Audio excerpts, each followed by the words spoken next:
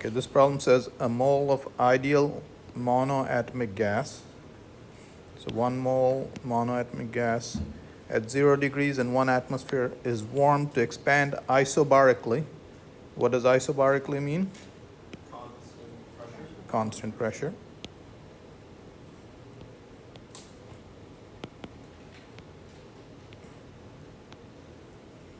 Okay.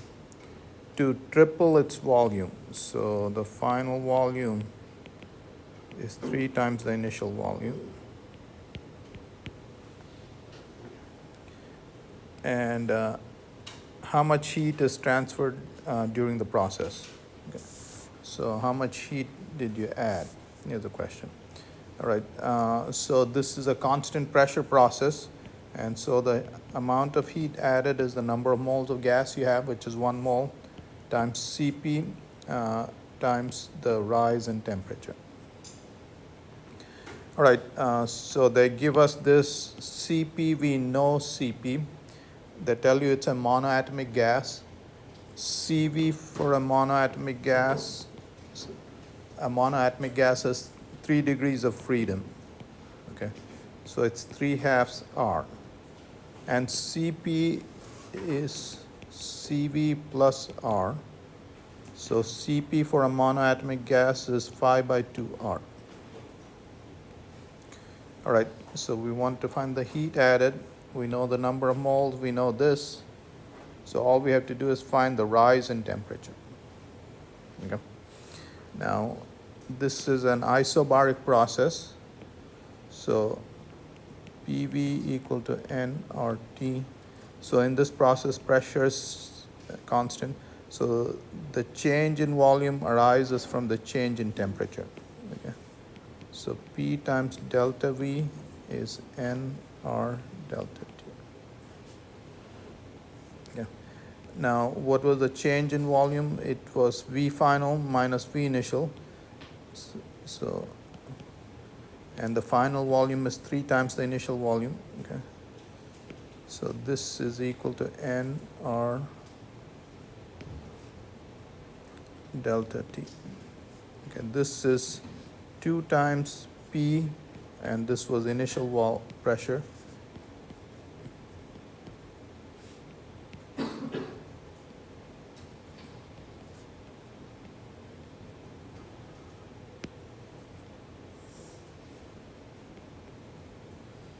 Okay, so in this formula, the only thing we didn't know was the rise in temperature. And now we can express the rise in temperature in terms of the initial pressure and volume. Okay, so the rise in temperature is 2 pi Vi N R. Okay, and now we'll substitute this in here. So the amount of heat added in this isobaric process is N. Cp was 5/2 R. And the rise in temperature is 2 pi N R. Okay. All right, so N cancels, R cancels.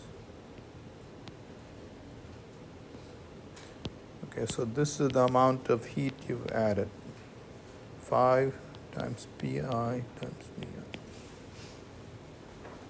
Okay. So we've expressed the amount of heat added in terms of the initial pressure and volume, which okay. Initial pressure and volume, which is 5 times nRT initial. Okay, we didn't know the initial volume, so now we wrote that back in terms of that. So 1 mole, 8.314 moles, joules per mole per Kelvin. And the initial temperature was 273 degree Kelvin.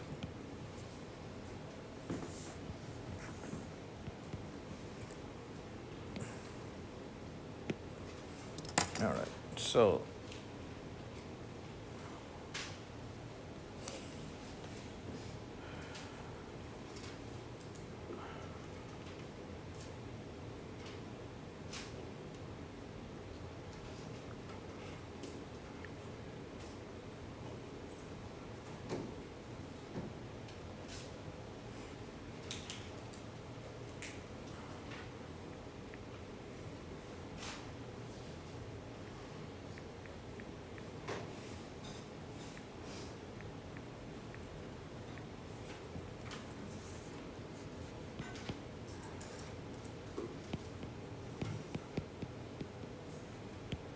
So 11,350 joules.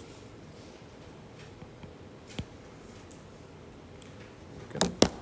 So that was the heat added in the constant pressure process.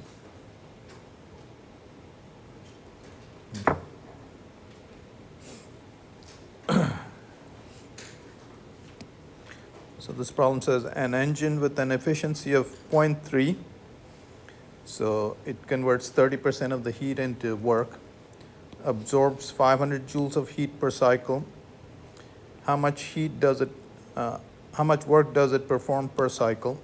So A is efficiency is work divided by heat absorbed.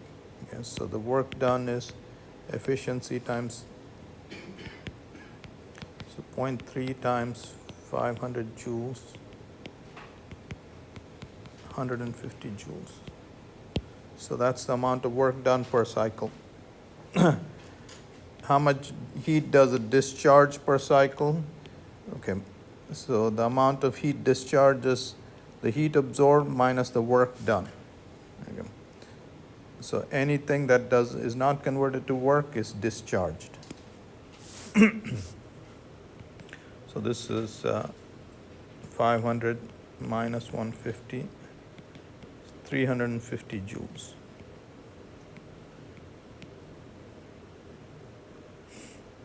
Okay. So that's the problem with heat engines. You absorb this much heat and see a preponderance of it is wasted. 70% is wasted, only 30% is converted to work. So this is outrageous. Is there anything you can do about it?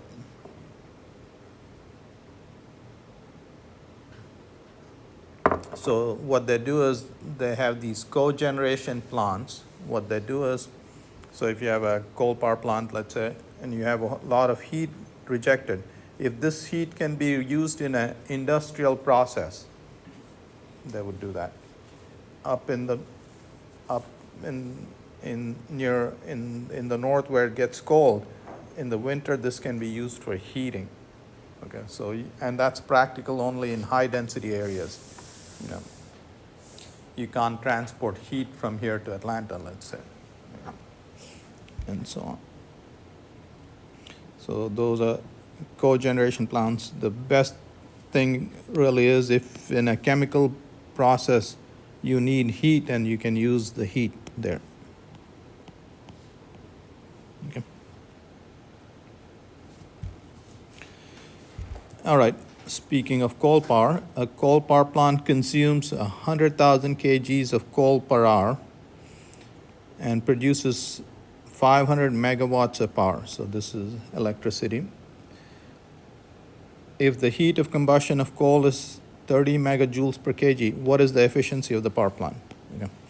So the efficiency of the power plant is the work done divided by the heat for the heat absorbed. Okay. So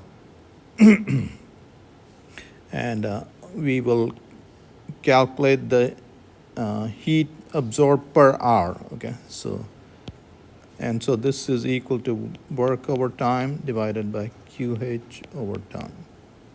Okay, so this is the heat absorbed per time, so you can divide by time.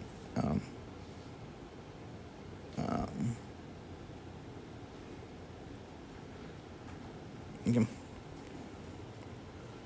So QH by T is, okay, you're burning 10 to the power 5 kgs of coal, you're getting 30 megajoules per kg, and you're burning this in 1 hour. So 1 hour is 3,600 seconds. Okay, so the rate at which you're producing heat in joules per second is that. Okay, so the kg cancels. And this is 3 million divided by 3.6. This is megajoules. So let me write it down. 3 into 10 to the power 9 joules divided by 3.6.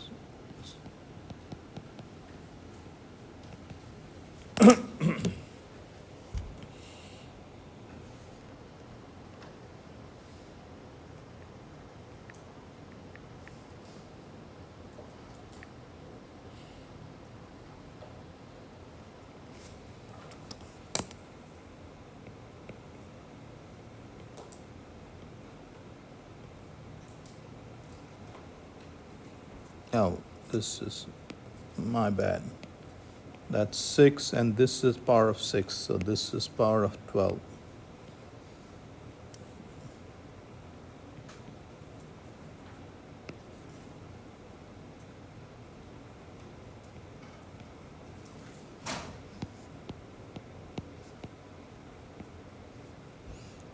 Okay, so what that means is the amount of heat released is 830 megajoules per second. Okay? And so the efficiency is you're producing 500 megawatts of electricity, and 830 megawatts of heat is what you're using. Okay, joules per second.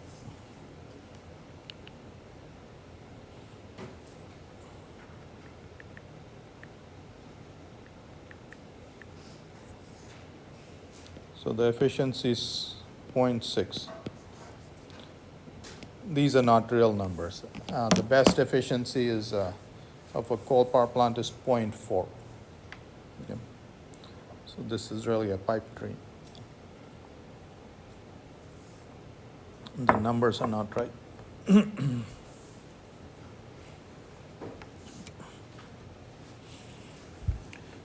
So this problem says a refrigerator discards 80 joules of heat per cycle, and its coefficient of performance is 6.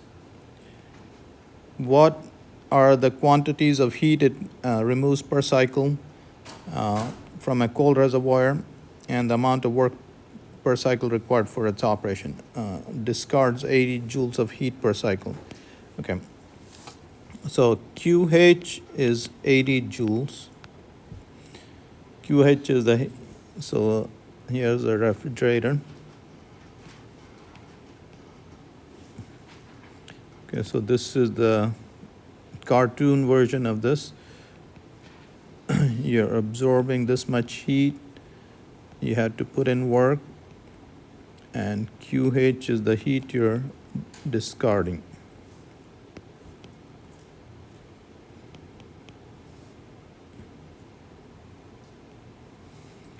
Okay, so this is the heat you're absorbing from inside the refrigerator.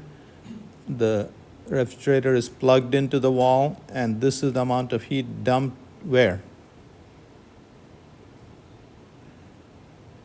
Into the kitchen. That's where so that's where the heat is dumped. So it's discarding 80 joules of heat per cycle. Okay. The coefficient of performance is 6. Okay, and if you look at the coefficient of performance is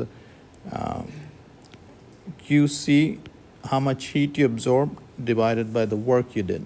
Okay, and so QC and work is QH minus QC. Okay, so we have the COP. So from there you can calculate QC because we know QH. Yeah. So this is 6. So 6 QH minus 6 QC equal to QC.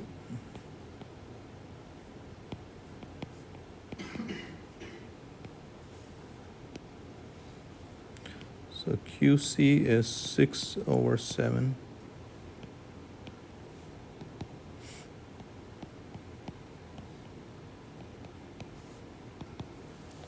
So that's the amount of heat you absorb from inside the refrigerator.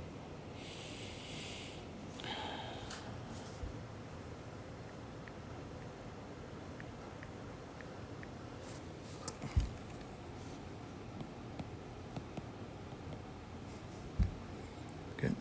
And so this is the amount of heat removed from the refrigerator, and the amount of work done per cycle now is QH minus QC, which is, so 80 minus that is 11.4.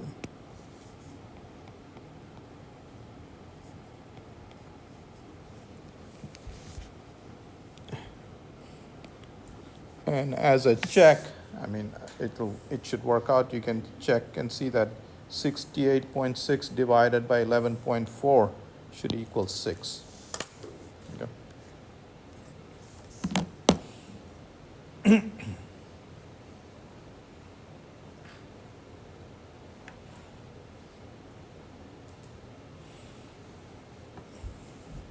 So this says an engine operating between heat reservoirs at 20 degrees Celsius and 200 degrees Celsius extracts 1,000 joules per cycle from the hot reservoir. So this is QH is that much. What is the maximum possible work that the engine can do per cycle? Okay, which engine does the maximum possible work for a Carnot engine? So that gives you the upper limit. And the efficiency of a Carnot engine depends just on the temperature. So this fellow is the guy who can do the maximum amount of work. His efficiency is the best, so he can do the maximum amount of work for a given amount of heat absorbed. Okay? And if you look up the efficiency of a Carnot engine, that's the formula. It just depends on the temperature. So let's calculate that. 1 minus TC is 293 degree Kelvin, and TH is 473 degree Kelvin. Okay. So the efficiency is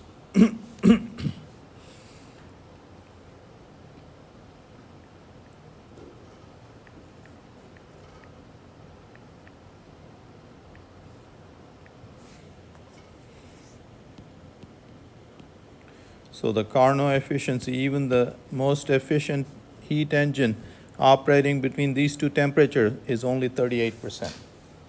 Okay. Of course, the real engine would be much less efficient. You see, the temperature difference, the smaller the temperature difference, this is close to 1. The efficiency is low. Okay. You guys might have heard of you can extract energy from the ocean as follows. So, the ocean is about 4 kilometers deep from here to the beach. That's how deep the ocean is. And the temperature on the surface is about 20 degrees Celsius. It can be slightly warmer. And at the bottom, it's 4 degrees Celsius. Okay. So you can exploit this temperature difference to get energy out. But you see, the temperature difference is close. The efficiency of a Carnot engine is small. But you don't care. This is free, So you're just picking up money on the road. So anyway, so the closer the temperature, smaller the efficiency. So what is the maximum possible work you can do? So max work is Carnot times QH. Okay, so 0.38 times the 1,000 joules that you absorb. So 380 joules is the maximum work you could get. And of course, how much heat is discarded? It's QH minus QC. 620 joules is discarded.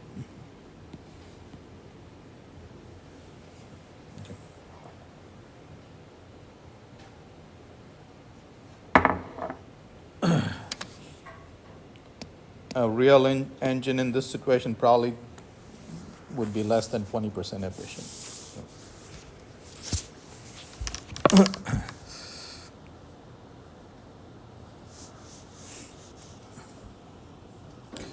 All right, this problem says an ideal gas at 300 degree Kelvin is compressed isothermally to 1/5 its original volume. Okay, so what does isotherm mean? Temperature is constant. So you go along an isotherm. Here's the initial volume, and the final volume is 1/5 VI.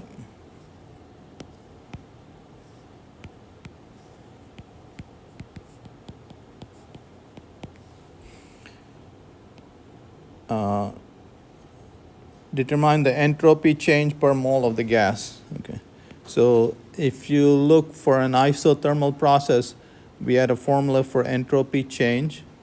Okay, entropy change was NR log V final minus V initial. Okay, and they're asking you determine the entropy change per mole of the gas, so we'll divide by N. So entropy change per mole is R log V final. Okay. Which is 8.314 joules per mole per Kelvin. So the units of entropy are joules per Kelvin, and then we have this per mole. And log V final is 1/5. So this is 1/5 V initial, so that divided by that will give you 1/5. Okay, so that was the entropy change per mole.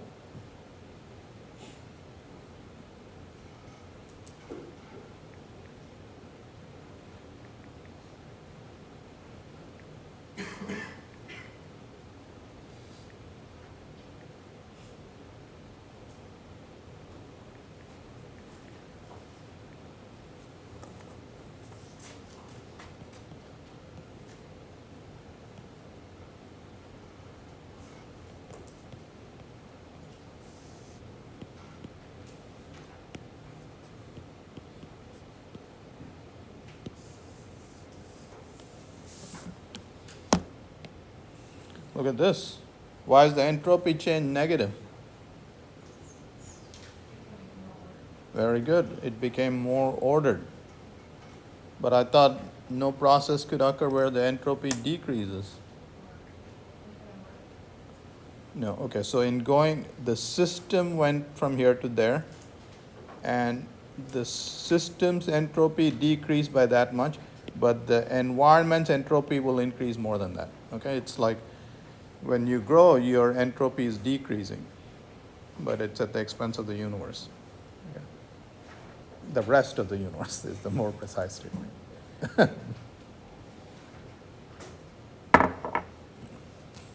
Well, you are included in the universe, so. Okay. I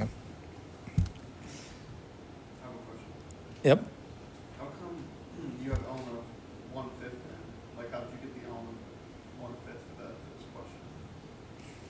Okay, there is V final. V final over V initial is 1/5. Oh, okay, I see. Thank you. Yep. I got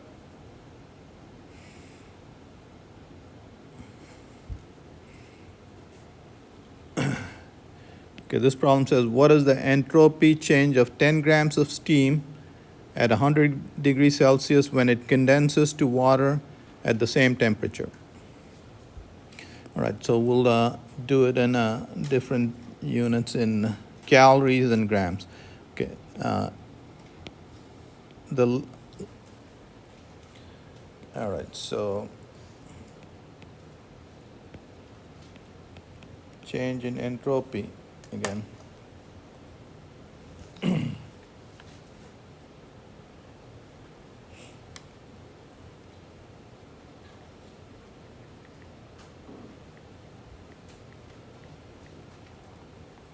negative 14.5 calories per Kelvin.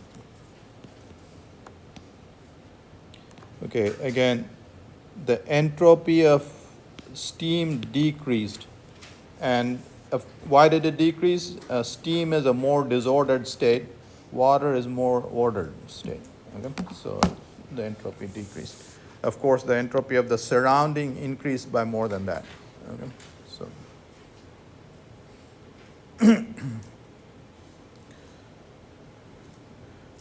so this problem says 50 grams of water at 20 degrees Celsius is heated until it becomes vapor at 100 degrees Celsius.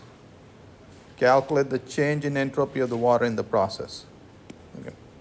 So here's your system. You go from 20 degrees Celsius to 100 degrees Celsius. Okay, so this is water. What happens? You have to heat this to 100 degrees Celsius and then convert the water to steam. Okay, so you have to calculate the change in entropy. So the change in entropy is change in entropy of water being heated plus the change in entropy of water being converted to vapor. All right. So, okay, so I'll do sort of two steps. Change in entropy of water. Okay, when you add, this is the mass of water, this is the specific heat of water, and this is the change in temperature of water at that temperature. Okay, so when you're heating water from 20 to 100 degrees, okay, so you would do an integral dt by t. 20 degrees Celsius to, we'll have to do this in Kelvin scale, 293 to 373 Kelvin. All right, so this was the entropy change of the water as you heated it from 20 degrees to 100 degrees Celsius. Okay. Did you guys understand this? So this is the amount of heat you added. Okay, so I should write it like this. dq. Okay, so you're gradually heating water. When you add this much amount of heat at this temperature, that's the change in entropy. And then you sum over all those, all that. So, okay, so this is how much the entropy changed. Okay.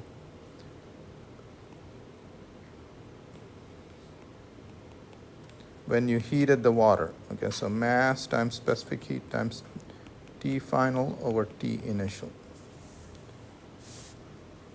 Okay, let's calculate this term. How much? 50 grams of water. And again, we're doing this in calories. Okay, we're not doing SI units, but these are convenient units. Grams per degree Celsius. Log 373 divided by 293. So you get change in entropy in calories per degree Celsius, or per degree Kelvin is the same thing, okay?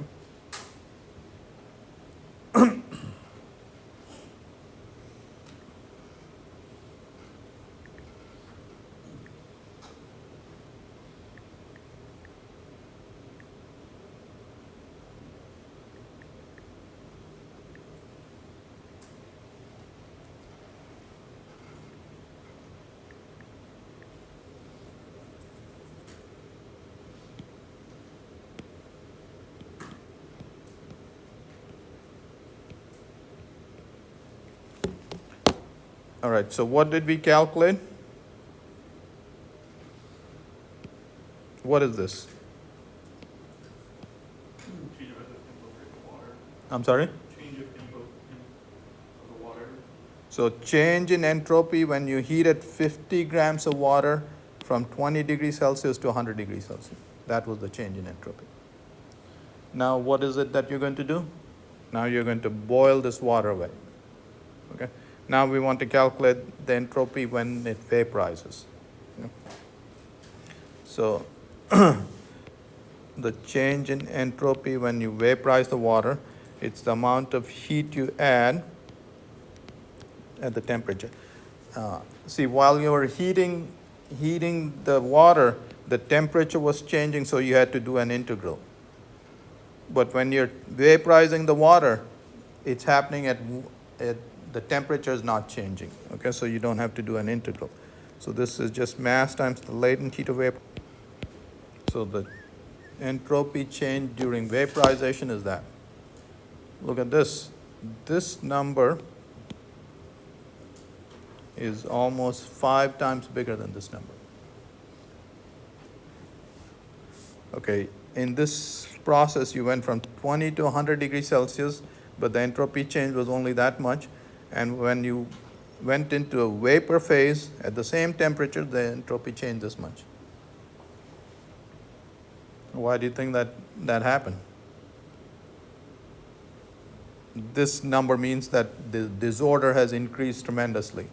When you have vapor, that same amount of stuff is occupying such a large volume, and there are so many more microstates. Yep. Why is 1 in Celsius and 1 is in Kelvin? Or does it matter? Well, the size of a degree Celsius and the size of a degree Kelvin is the same. Is that your question? Yeah. Well, so what is the freezing point of water in Celsius? 0. 0 degrees Celsius. What is the boiling point of water? 100. This is 273 Kelvin, 373 Kelvin. This is 100 degrees Celsius there, 100 degree Kelvin. The size of 1 degree and 1 Kelvin is the same. 1 degree Celsius and 1 degree Kelvin, they're not the same temperature.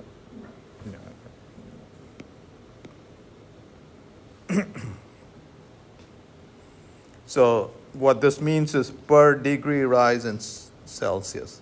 And per degree rise in Celsius is the same as per degree rise in Kelvin.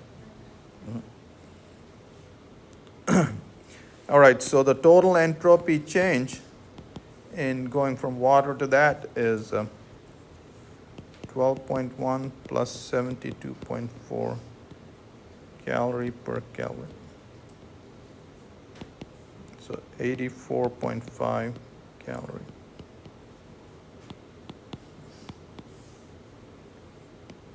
Okay, so here's the point. When you're warming stuff, during phase changes when large entropy changes happen. Okay, that's the point here.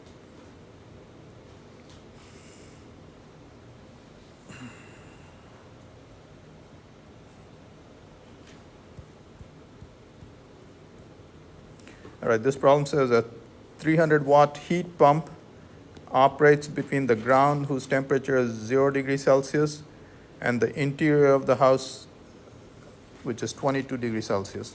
Okay. So what is happening here? So here's the house, which is at 22 degrees Celsius. The ground is at 0 degrees Celsius. So what is going on? What is the heat pump doing? What is the heat pump doing? So the heat pump is bringing heat from the cold ground into the house. Okay. Now, the smaller the temperature difference, the more efficiently you can do this. Okay. Florida is a great place for this. See, in Florida, the ground temperature is 72 degrees Fahrenheit, and when it's warm, all you have to do is, let's say, pass cold air through underground,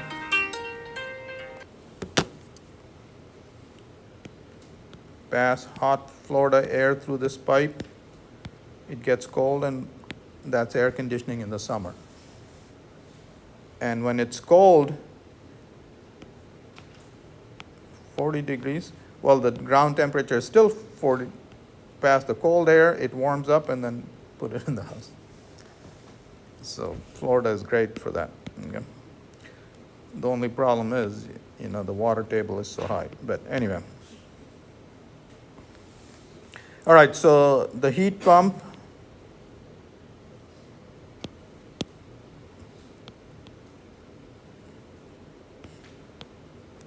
(22°C).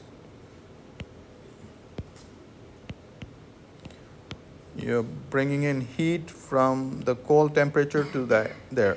What is the maximum amount of heat per hour that the heat pump can supply to the house? Okay, what is the maximum amount? What heat pump can supply you the maximum amount of heat?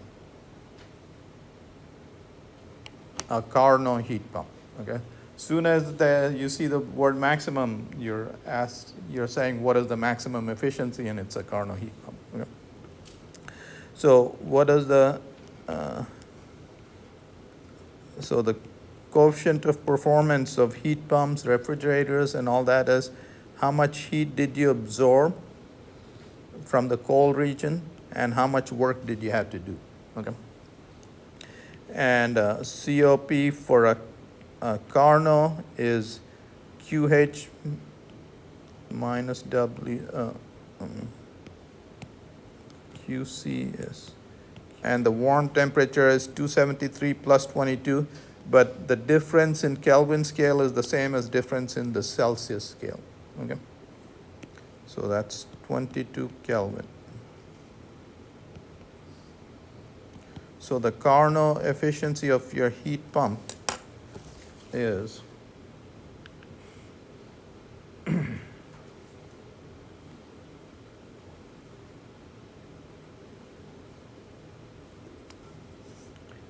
12.4. Okay. Okay, now we're going to use this here. So it's a 300 watt heat pump. Okay. So COPC equal to Q. Okay. So the amount of heat you're absorbing from the ground per second is divided by the work you're doing. Okay. So the amount of heat you're absorbing per second is this for a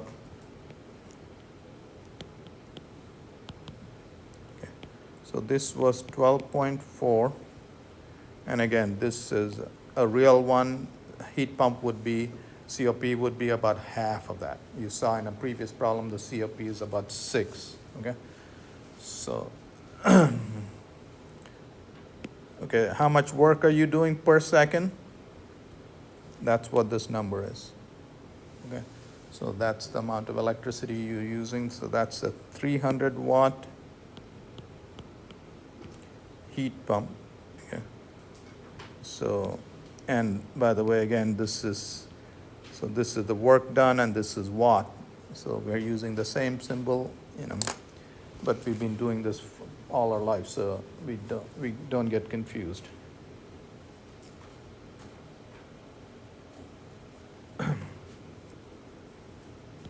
$3,723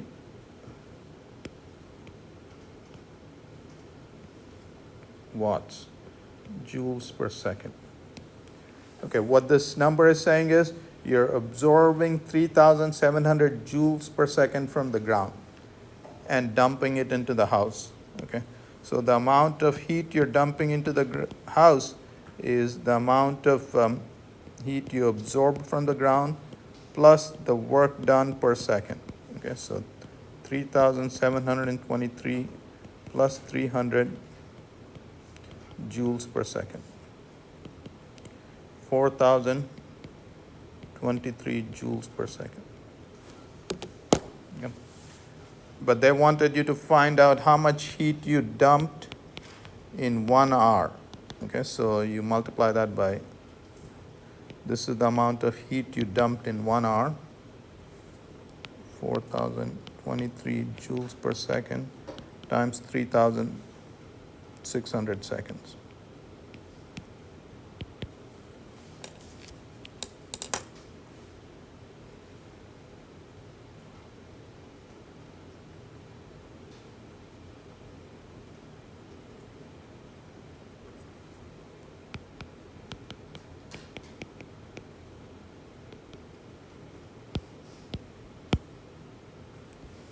So every hour you dump that much heat inside the house. Why do you have to keep dumping heat inside the house? Because heat's leaking out of the house. Yeah, so heat's flowing out through your walls, and even the best sealed house, air leaks out, and so, but you lose heat through the walls and the roofs. Yep. All right, guys, so that finishes the problems from this chapter.